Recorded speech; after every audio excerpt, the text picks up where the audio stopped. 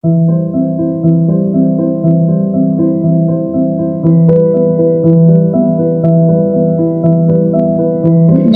macam-macam dah. Makan macam-macam lah. Tengah hari ni makan nasi dah. Makan nasi dah. Makan nasi dah. Kaki tak boleh bergerak lah. Jadi ni crash ke apa? Kerah, nak kata kerah yang dah. Ha. Tapi boleh. Ni ada barang sikit. Bawa tanda ziarah. Nah, mudah-mudahan sembuh balik.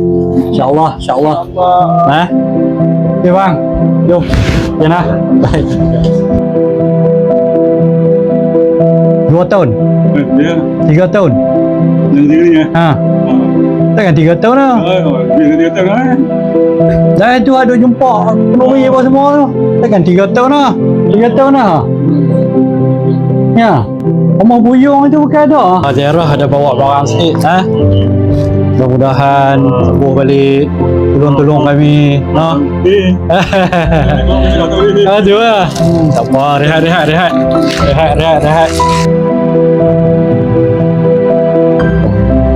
Nama okey kot ni. No. Ni dia boleh buka ni boleh. Dia dah ada yang itu nak jalan sampai tu. Betul. Ha, ya dah. Sikit tak boleh kerangkat semua. Ni kolesterol ke apa? Kolesterol. Jom ni tanda ziarah ni. Bawa lah barang sikit. Tak ni nah. Okey nah. Walafiat kembali sembuh sepenuhnya. Ha? Jom cik nah.